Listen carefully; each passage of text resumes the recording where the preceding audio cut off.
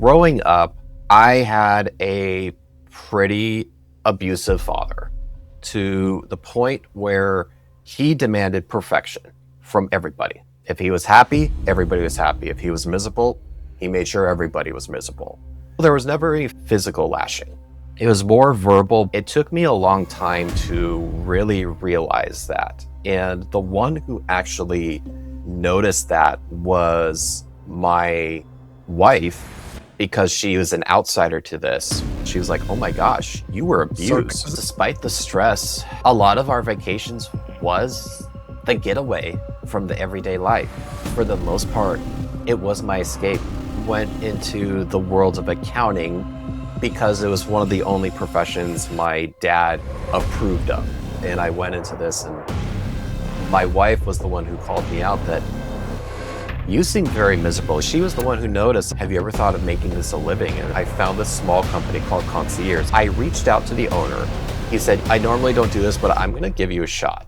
I get a text from the mom that says, hey, my mother-in-law / grandma is here. But here's the thing.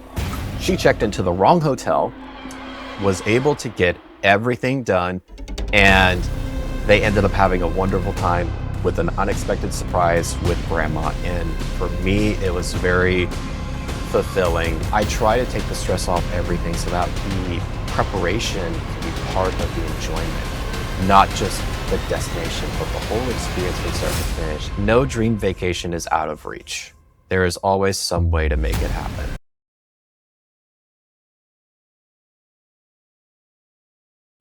What's up, everybody? Welcome back to the Ravi Athale Perspective, the show where we go deep, we go real, and we walk away different. I'm your host, Ravi Athale, and today is a special one. If you're watching this for the first time, welcome. Hit that subscribe button right now. My guest today has spent 8 years doing something that sounds simple on the surface. Planning Disney, Universal, and the cruise vacations. When you hear where he came from and why he does this work, you're going to realize this is about so much more than booking a hotel room. He's the executive travel planner, a powerlifter, and a dad. And he's one of the most genuinely intentional guests I have had on this chair. James, welcome to the show. Thanks for having me, Ravi. Appreciate being here, and of course the invite as well. Before we get into everything, James, and we are getting into everything today, I just want to ask you something simple. When you wake up in the morning and you think about the work you do, what is one feeling that hits you? Not the to-do list, not the calendar, the feeling. For me, it's absolute joy in what I do, because whatever it is I'm doing starting off in the morning, I know what I'm doing is bringing people joy, and it gets them more excited for what I have to offer. To get somebody excited for a vacation and be part of that journey is really just, it gives me a rush every single day. Okay. Like a goosebumps? A little bit of goosebumps, yeah, because then I'm living through their excitement. I'm living through their journey. So in a way, it's almost like I'm planning my own vacation through them. Okay. That's a nice way to put it. And I want to dig into why this is happening, because I don't think it's accidental. But first, for everyone watching who doesn't know who you are, give me in one sentence, James, what do you do actually? Great question, Ravi. So I am a travel planner, and what I do is help people plan and book their trips from start to finish, not just book the trip, but help them plan the whole itinerary, be a guide from the moment that I start talking to them to the moment that they come back from their vacation, and just be that one source of information throughout their entire experience. That is online or it is offline as well? Online and offline. Okay. That's a great way to plan vacations for people. So it's easy, it's personal, and worth the money, I would say. three things that sounds obvious. And James, most families who try to plan these trips on their own get none of them right. So what I want to know is, how do you mentally prepare them to be ready for it? I try to mentally prepare people is I try to give them guides. I try to have as much conversations with people as possible beforehand. Also, I open the door to ask me a question whenever something happens. If they have something, we have a question, this just came up in our minds, or also just taking some edge off. Like, to tell people what I do, my specialty is different Disney destinations, Disney World, Yes, Disneyland, Disney Cruises, Disneyland Paris, Adventures by Disney, Universal Studios, and other cruise lines. The fact that I get to take some of that edge off by saying, hey, as part of my services, I'll help you book that restaurant, I'll help you book that excursion, so you don't have to wake up in the wee hours of the morning, no matter where you are. So with you, Ravi, you wouldn't have to worry about, oh, I have to make sure in the evening I'm doing this for myself. I'm already on there. Just, I got your reservations. You're good to go. Or if something wasn't open, I'll keep on the lookout for it. So you don't have to refresh your app every single okay, day to see if that one spot opens up. And it's just one of those things that, in my opinion, just makes the planning process easier, because I grew up seeing how stressful vacation planning could be when you don't have somebody there with you from start to finish and trying to figure out everything. Now, some people do like to do things on their own, which is perfectly fine, but there's some people like, I don't know where to stay. What is there to do there? A destination is always changing. It's never the same when you went 20, 30 years ago. that's right. And theme parks in general, they're always changing. They're not the same when I was a kid. My kids are seeing something for them that's been there forever, but for me, it's like, nah, this wasn't here before. This is totally Yeah, different.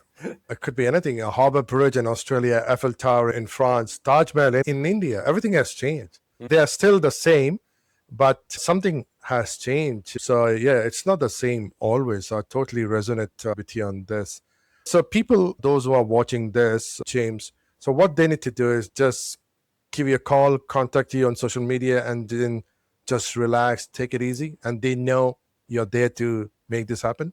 And the best thing is, my services are complimentary to them. So when they book a trip through me, they're getting me as a bonus. So it'd be as if they went online, booked the trip themselves throughout whichever place that they're looking at, but being under me, they get me as a bonus.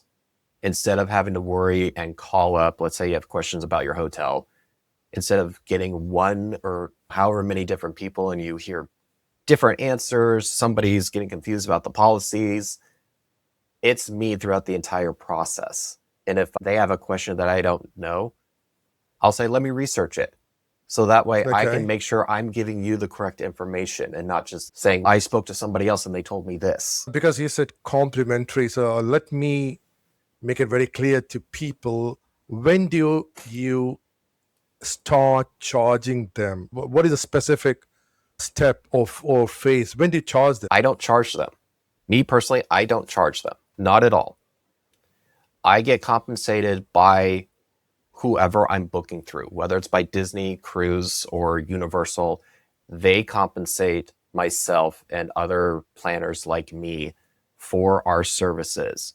And what Got does it. make me unique, because there are not a lot of planners out there who do not charge for their services. There are people who do, but for me personally and the company that I work for, which is called ConciEARS, ConcIEARS, it allows me to let my services speak for themselves instead of putting a number on it and saying, let me charge you this. Because when people hear, oh, there's no catch to this, you're not charging me anything down the road, you're matching the price that I'm seeing and that's it. Yes, you tell me what you're seeing online, I will match it the best I can. And if there's a little bit of difference, I will explain why there is a difference, but also explain why my services are important to you. Precisely. That is why I asked you this question, because people might think there could be a hidden agenda somewhere, because why is he not charging? Now it is very clear to everyone. I hope it is crystal clear that you don't charge them, but the services you provide, the providers, or it could be Disney, could be cruise, or could be restaurants, could be anything else. You provide the service and they pay you whatever you provided to them. Exactly. This is what happens. Yeah. Exactly. So people watching this, please don't get confused. They need to be very sure what James is going to provide, and there is no hidden agenda. There is no hidden things. He's being very upfront, very honest, and just contact him and he'll get it done for you. And I'm sure they would connect with you very soon once they watch this podcast, James. 8 years doing this, 8 years of turning chaos into memories.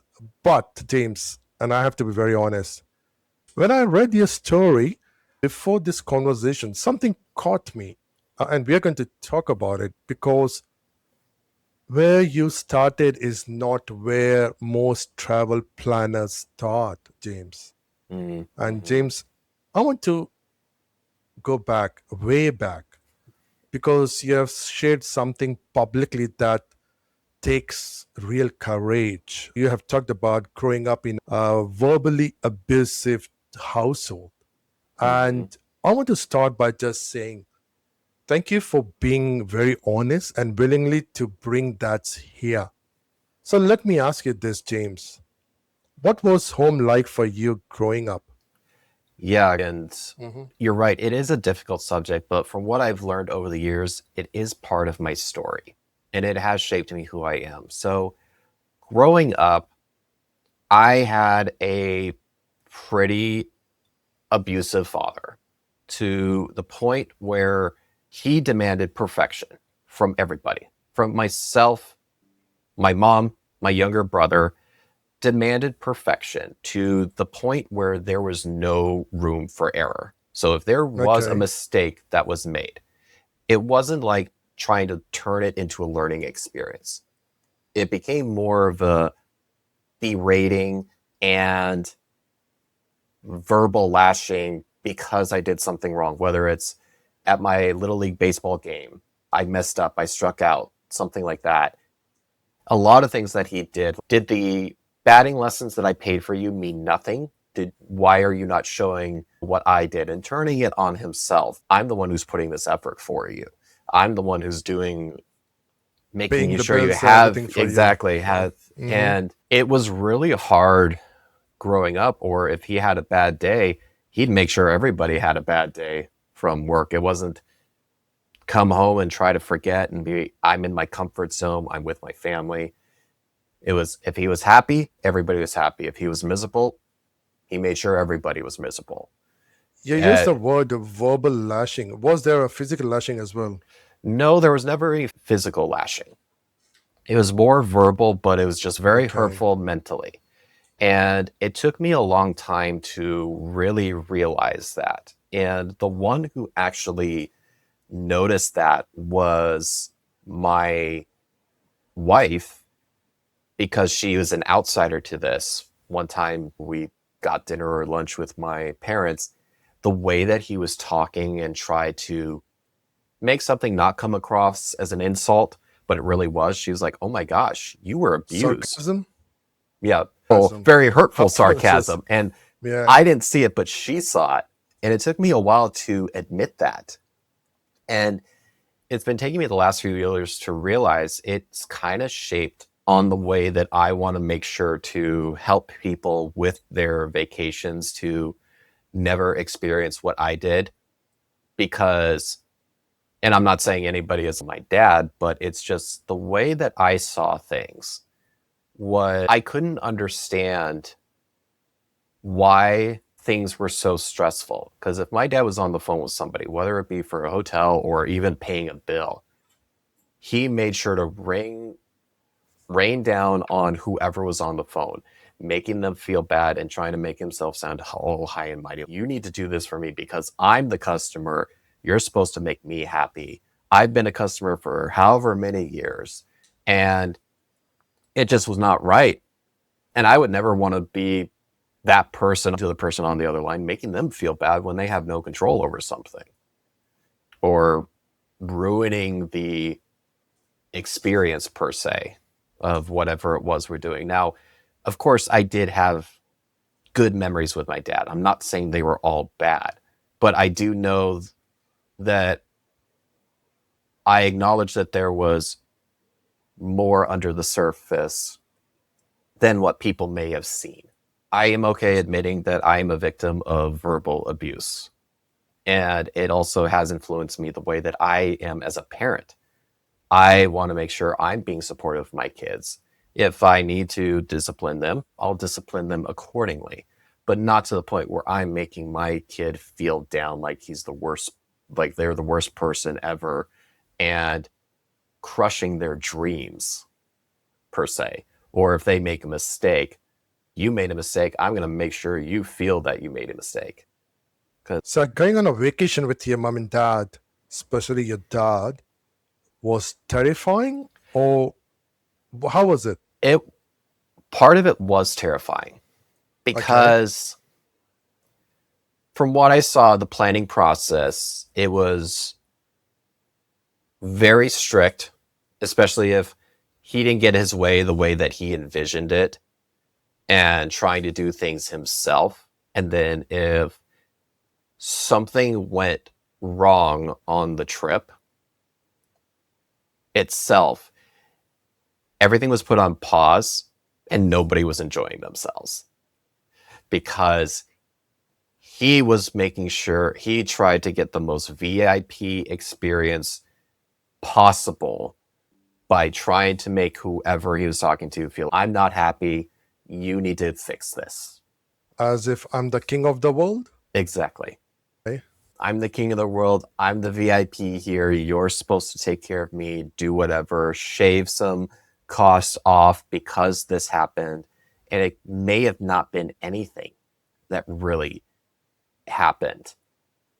And it was just sometimes hard to see when it did happen. Now, granted, when I did go on vacation, there were a lot of things that I enjoyed. But going back, some of the things that was hard for me to hear was, remember, all of these vacations were possible because of me, or your memories are there because of me. Again, like you said, bringing him to the center of it instead of being like, oh, was it fun when we did this? It was so cool watching you do that thing. And I've got memories with my own kids that we talk about things and they say, do you remember when I did this? I did this. We went on this ride. I'm like, oh, yeah. Yeah. I don't go telling them, yeah, you know that this trip is possible because of me. I'm the one who planned it. I'm the one who made sure everything was booked for you to have this experience. Your dad used to make it realize whatever happened, all the vacations, all the trips was just because of him. Had it not been him, I don't think that would have ever happened. I think that is what his mindset was all about. Exactly. It's very unfortunate, yeah. But this is the way the world is. So, James, I want to ask you, when you were living in that environment, was there anything, any place, any dream, any escape that gave you breathing room? I'll be honest, despite the stress, a lot of our vacations was the getaway from the everyday life. Even though there were some hiccups that happened, for the most part, it was my escape, whether it was going to Disneyland, Universal, Hollywood, other theme parks, or even going on a cruise or going to Mexico. It was my escape from everyday life because things were different there.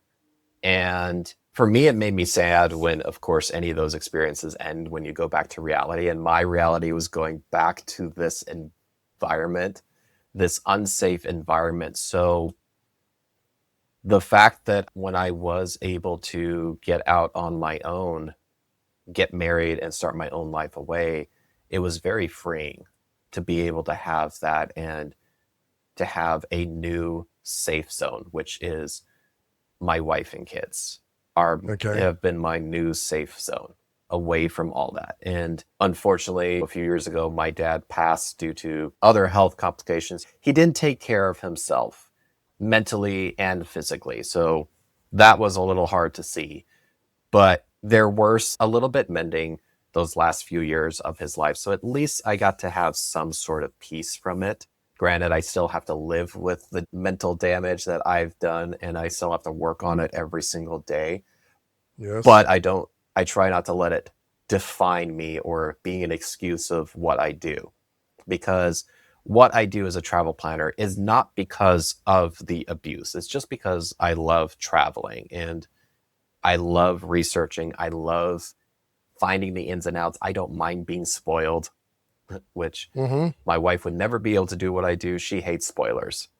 It's hard for me to talk to her when I find out something's like, no, no, don't tell me. I want to wait until we get there. Or if we go there someday, please don't spoil it for me. There's a saying in English, I don't know who said that. After suffering, man becomes a better person. And I could see that's what you are. And so there was this shift, James, at some point when you went from surviving that environment to deciding you were going to use what it taught you to help other people. So, James, was that a conscious moment or did it creep up on you slowly? It really creeped on me slowly because I'll be honest, if I were to talk to my younger self, this was far from my mind. I didn't even know this was a thing because I Okay. had this interpretation of travel agents. They're just the people you go to in the office and they book whatever it is, and that's it. It was actually my wife who called me out on this because I went into the world of accounting because it was one of the only professions my dad approved of. I had other dreams of things that I want to. No kid ever really knows what they're going to be. They're changing every 5 minutes. But he's saying, I want you to have something that's going to have a standard income salary. And I went into this, and my wife was the one who called me out that you seem very miserable. You're a very go-to person, get it done. But for some reason with accounting, you are very hesitant. You don't want to take the CPA exam. You're very stressed that you're not moving forward. You don't want to go back to school and putting us in debt to get a master's or however to move forward. And for a while, I denied it. No, I'm happy. This is what I want to do. This is what I went to school for. I had a bachelor's in accounting. It's like, this is what I'm stuck with. I have to do this.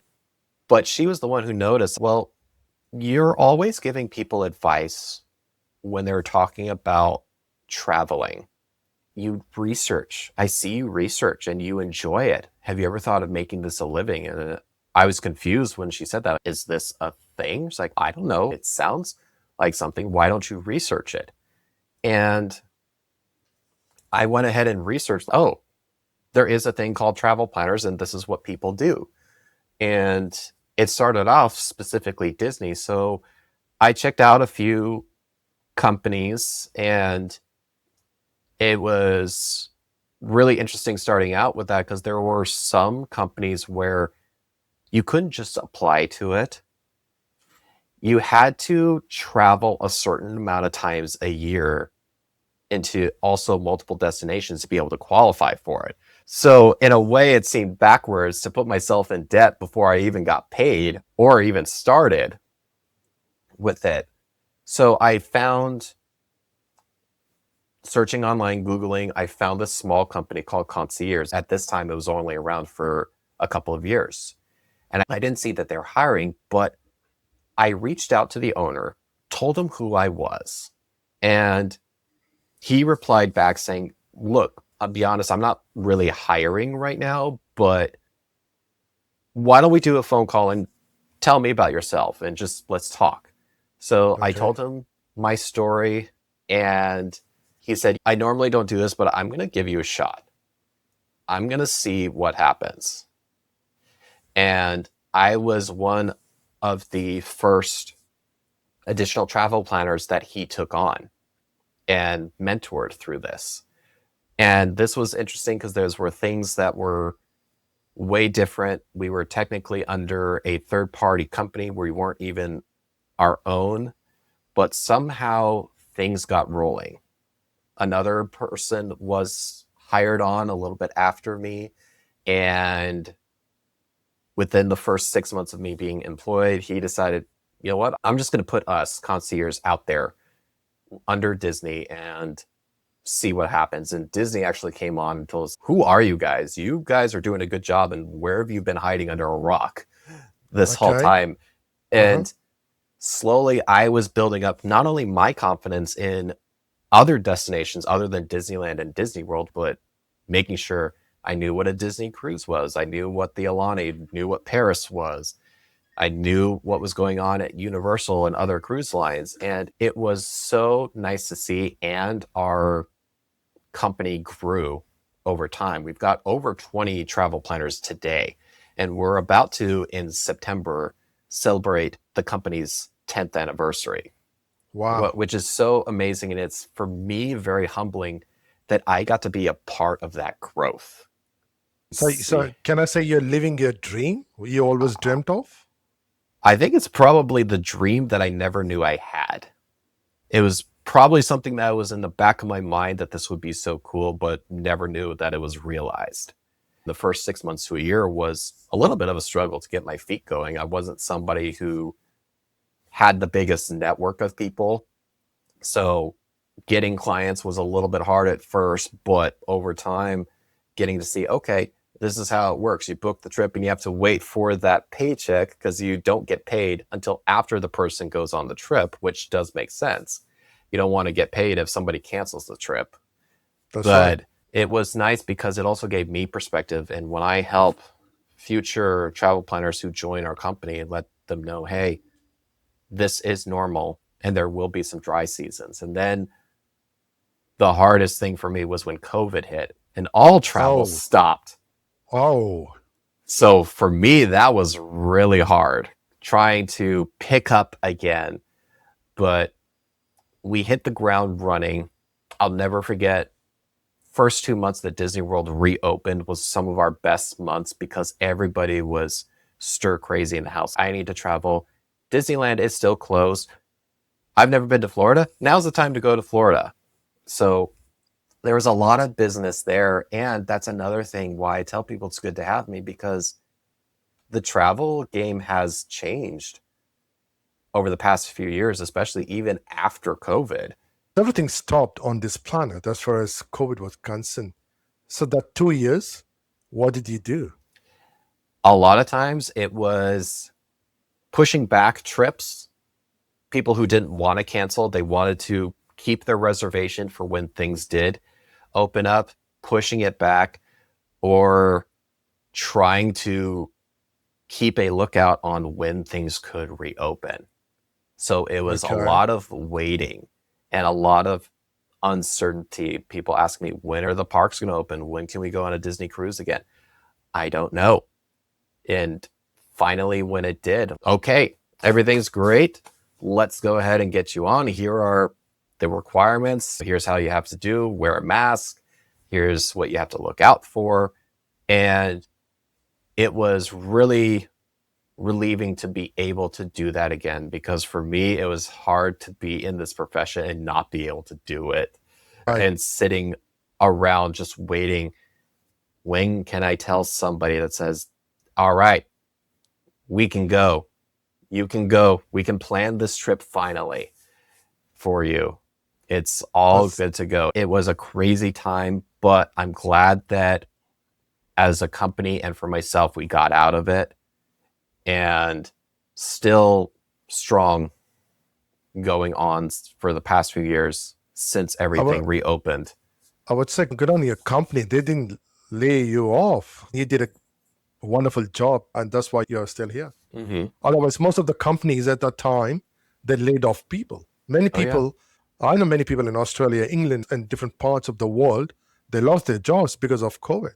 And you were an asset. You're still an asset to that company, and you're not a liability. And that's why you're still here. What did that experience, that childhood, teach you about communication specifically? Because your clients rave about how clear, calm you are, and you are, I could see it. And I don't think that's an accident. So, how did you get it? This is honestly one of the good things I got from my dad. He did teach me Communication? communication and phone skills. Was something that he Okay. did teach me as one of the biggest things I took from him.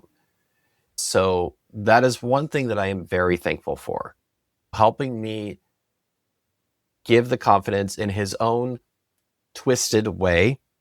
Okay. For me, I want to be clear to people and I want to be straightforward and give it to them how it is with no red tape of any kind, but also give it in a way that's genuine and sincere, to know that, hey, this person is trustworthy. I can trust them and know what he's saying and he's got my back, even if I've never met him face to face. Because a lot of clients I don't meet face to face.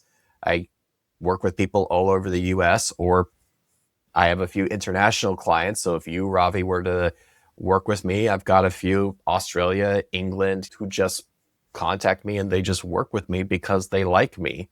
And I never talk to them on the phone. It's all email, which is fine, but still try to be as clear as possible. Just the clear communication and not being around the bush is important. Yeah, I totally agree. And I just want to let people know this is not a customer service script, it's a survival skill turned superpower. And that is what is making it interesting. And I'm coming to that now. Okay, James. So now I want to talk about what your background actually built for you. Was a nice guy with a good story. That is, you are. But there's more to that. So, what I want to know is in 8 years' time, what is the single biggest mistake families make when they try to plan Disney, Universal, or a cruise on their own? One mistake, what is it? One of the things that I see constantly is sometimes just going in blind, going in, maybe doing a couple things of research, but not going full depth into, okay, what is there? What is the scenario? What do I have to prepare for? Is a certain ride going to be down while I'm there? And people are surprised, oh, or I didn't understand the way that the app works and I didn't have a good time because I spent too much time trying to figure out what am I supposed to do on the app, or how to use it to navigate the park, or where do I start if somebody who's never been there before, especially people who go from Disneyland to Disney World. It's a Yes. totally different ball game. And there have been times people think, isn't it just like Disneyland? Aren't things similar? No, not really. And my wife is an example of this. We went a long time ago when she was pregnant with her first trip to Disney World. And I was trying to explain to her, hun, you can't walk from these other parks like you can at Disneyland. So like, what do you mean? It's all one area, right? It's like, yes, but everything's spread out. And then it wasn't until she got there, oh, this is what you meant. We literally cannot walk from park to park. Yes, that's what I was trying to tell you. So that is a misconception of people, is not realizing how big Florida is, or what are the procedures to expect while you're on a cruise. What is there to do? How do meals work? What is it? How do I go about booking my rooms or booking my excursions, or missing the date of when I'm supposed to book, they're supposed to book something, whether it's when they can book restaurants or port adventures. Sometimes people miss it and don't mark it on their calendars, and then they're stuck by, oh no, I missed my chance. I think they don't get into the nitty gritty of everything. They don't dig deep down. Or I reckon it's most about they see everything online, social media and everything. Okay, I need to go to Disneyland. I need to go to cruise.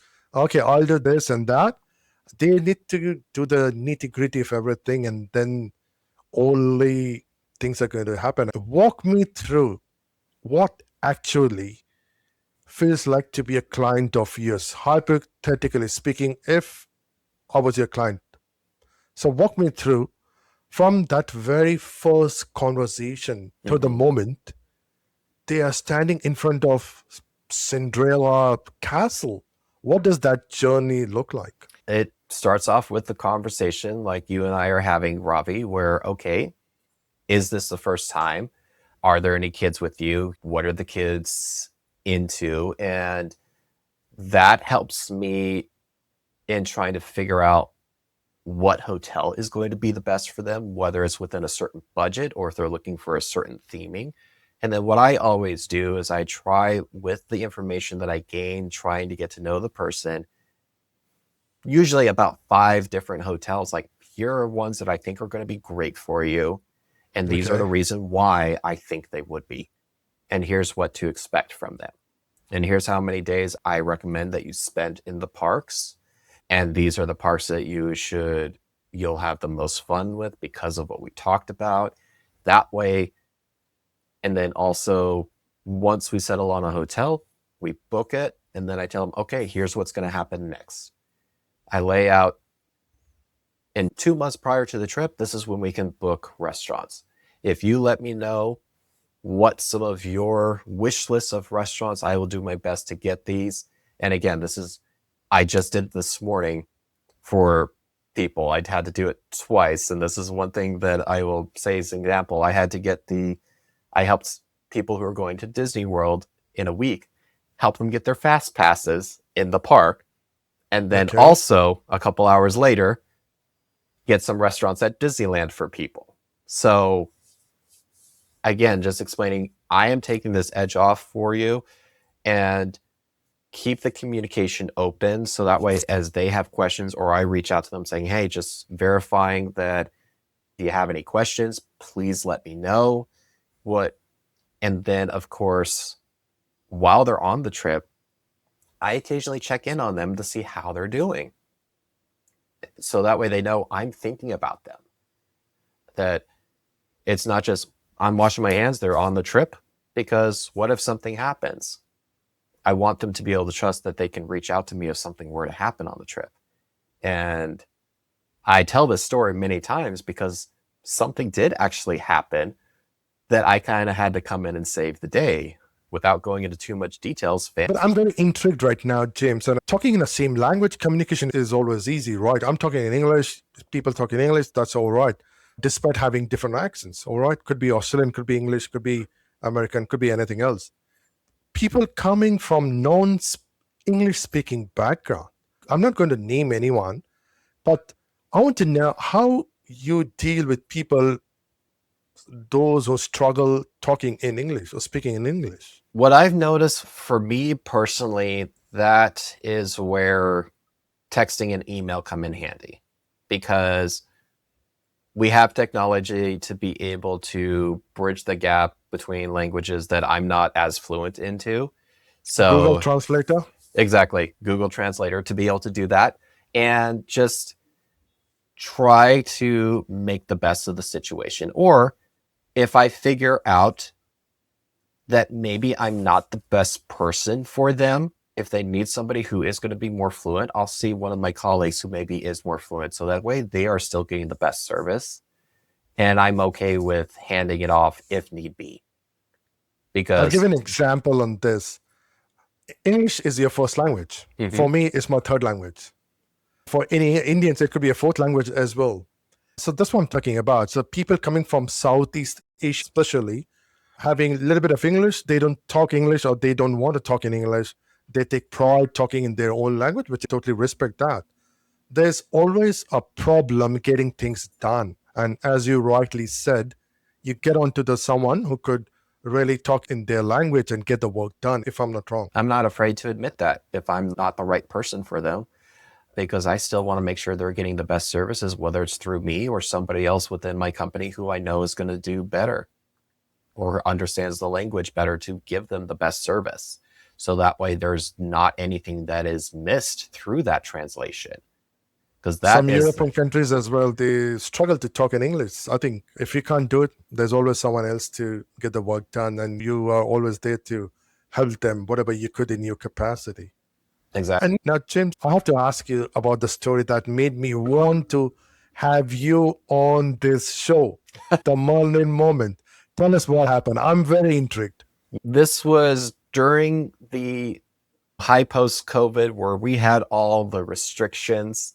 I helped a family go to their first trip at Disney World, and things were very different back then. Not only did you have the mask, but at Disney World, you actually had to reserve which parks you were going to go to. So imagine it was challenging for me to try to figure out, okay, which of the 4 parks should they go to and which should they try to maybe have a second day with as possible. Okay. Planned the whole trip. Everything was going well without a hitch. I get a text from the mom that says, hey, my mother-in-law / grandma is here and wanted to surprise us. But here's the thing. She checked into the wrong hotel and she didn't get theme park tickets because she didn't understand what was going on. She just thought you. So she laid it all out to me, and I'm like, okay, go enjoy your time at the parks. I will get on the phone immediately and see what I could do. Can you send me the hotel reservation that she just booked? I got on the phone with Disney World, explained the situation. First, I made sure, one, can she get the same tickets? Can she match up the plans with everybody else? That was the first thing. Great, we can get her the tickets. Now, here's the thing. I normally don't ask for this, but she checked into the wrong hotel. Can we cancel that hotel and move her somewhere in the same hotel that the rest of the family is? Wow. Was able to get everything done, and they ended up having a wonderful time with an unexpected surprise with grandma. And for me, it was very fulfilling to be able to be a part of that and know that they didn't get to take any time out of their day. They were just in communication with me telling, here's what happened. Can you do this? And I was on call to do that. And that's why I tell people, I am with you through the entire journey. Even while you were there on location, if you have a question for me, please don't hesitate to ask, or if something happens, don't hesitate to tell me, and I can always see what I can do. Within my reasonable power, I can't always make magic happen, but I will do my darnest to try. Yeah, and I don't think there are many people like you, those who wants to do everything for their clients from the word go until the trip is done and dusted. I don't think there are many people. And when they say you are Merlin, literally you are Merlin. And that is what I want people to know. And they need to understand this is not luck. This is 8 years of building relationships with hotels, with parks, with every system inside that world, so that when your family needs savings, James already knows every door, every lever, every shortcut. And that is what you're paying for. And that is what James does so perfectly. And that is why he's the go-to person for your trip or your vacation if you're planning to. James, let me ask you something that I think a lot of people wonder. A family comes to you with hypothetically 5,000 US dollars. Give us the best possible Disney or Universal trip. What's the first question you ask them, and why does that question change everything for you? For me, the first question I ask is, who's going with you? And are there any special celebrations that are part of this trip? Okay. Because for me, that helps me tailor the trip, whether it's like honeymoon, wedding anniversary, or birthdays exactly. That helps me. Okay, I know how to tailor this. I always ask for the kids, what are your kids into right now? Are there any characters they're in? Oh, okay. I have an idea of what hotels they should do. I have an idea of which experiences they do that I'm going to recommend for you. And it helps get my mind going because then I get to have fun and go into my playground, so to speak, and see, all right, let's see what they think. And we'll talk through what they think. Oh yeah, I really love this. My kids are really into cars. Great. I'd highly recommend staying at the Art of Animation in the Cars family suite and staying at that building that's very themed to cars. Your kids will love it, seeing all of those characters and just enjoying and hearing the excitement from people. That's a great idea, but this is actually something that I had in mind, and I wanted to ask you about this and what your opinion on this is. And I feed off of it. James, when you talk about the kids, do you plan differently when the kids are around 10 years of age or 12 years of age, and when the kids are teenagers, do you plan it differently? I do plan it a little differently, yes. And the reason why I plan it differently is because, especially growing up as a kid myself, I saw that my interests changed over time. Somebody who's going into their teens are going to be more interested in rides and going on all the thrill rides than seeing characters. Whereas right now, my kids are peak into characters. They love the rides, but they love seeing the characters. So it allows me to differentiate on what to focus on for people, especially parents like myself. What are going to make these memorable experiences for them? And it's always so fascinating for me to see that difference. And that's why I ask, what are people into? What are they looking to get out of this trip? Whether it's the parents or the kids. So it does give me a general idea. So I'm not just being a robot, like, okay, here are quotes. This is everything that you can do over there. Whereas I can be like, here's what I recommend. You can go do this ride. I would highly recommend this. If you got younger kids, I'd recommend going to this restaurant to see these characters and having this experience. So it's a very fun experience to get to know the people personally. And that's another thing that for me is very important, is making them feel like their vacation is being tailored specifically for them. And that's the way it is most of the time? Yeah, most of the time. Interesting. Very nice. And James, you powerlifting and running a business and being a dad? Yes. I'm very intrigued. I want to ask you, how do you actually protect family time? Because I feel like the travel industry never sleeps. Clients have emergencies. Parks don't close. They do, but not for most of the time. How do you draw that line, the family time? That's a great question because it could easily overwhelm someone. For me personally, what I try to do is I try to handle my day like a normal work day. I've got 8 to 5 my job. But if there's something in the after hours that requires my immediate attention, I do step away because I know if something is happening that needs to, if it can't wait until the following day, my wife and I have an agreement. We know that's part of the job, but making sure that there is a time for me to be off the computer, being off the phone, and still making time for my family, my wife and my kids, so they don't feel like they're being left out. And the same as while I'm on vacation as well, unless it's something that is time sensitive, I'll tell them like, hey, could I text you back or email you in a couple hours once I'm back in my hotel? Or can I give you a call when I get back into the office? Because for me, family is important. And I want to make sure that I'm there for them and giving my time so I'm not missing out on anything. Because while it's important to me to give my clients this experience, I want to make sure I'm giving the same experience to my own family as well.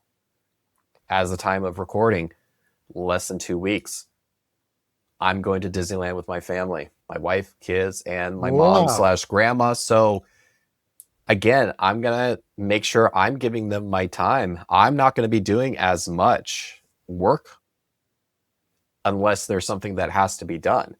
And it's very humbling to be in a situation where I still can decide when I'm working. Hey, There's nothing that is tying me down that says I have to work. I have to do this. I don't have to technically do anything. I choose to. But when it's time to put the phone down or it's time to be off the computer, I'm off until the next day. I think that's the best way of drawing a line between when to do the work and when to give importance to the family. That's the way people need to do it. You have mentioned, James, you want to visit Canada, Yep. Paris, and if I'm not wrong, Japan. Yes. If I told you right now, one trip this year, only one trip this year, your whole family, which one wins and what does that trip look like? I'll be honest, probably Paris. If I had to pick one of the three, probably Paris, because Paris has been an absolute dream of mine. Seeing the Eiffel Tower, just seeing this gorgeous city, and I'm always mesmerized by how places look at night. And Paris is one of those places that really transforms at night. Plus, it is an added bonus that there is a Disney park there. So I would love to go there and see. It I would is. love to see what the difference is. What are the similarities? What are the differences that they do in Paris that they don't do in the US? And I've only gotten to hear that from clients that I've helped book trips there. So, yes, I book trips for people that I've never been to the location, but I still do. And it's still fun to research. And I would love to just be able to experience that for myself, to be able to share with people. This is what I did. And I love sharing my own personal experiences with people. And it really helps me with my services as well. So that's why it's a dream of mine to go there. And I would love to be able to stay on property at a Disney hotel and be able to see, oh, this is cool. We don't have a designated frozen area, but there is one in Paris. Let's go experience that and see how that is. Or go see the dragon that's underneath the castle at Disneyland Paris that's exclusive to Yes. that park and not anywhere else in the world. So it's just, for me, really neat, and just seeing the culture. Is Paris vacation coming soon or it's going to take time? It's definitely going to take time. There are a few trips in the future that are taking priority right now, but that's okay. We just, a few months ago, went on a Disney cruise. Both my wife and my kids are hooked on it. So that is something that we're hoping to do again within the next few Okay. years. And then other things, a Universal and maybe Disney World trip with my in-laws, taking them for the first time. So there are other things that are taking priority. So one day we'll make it. So it's right now a bucket list thing, which is perfectly fine.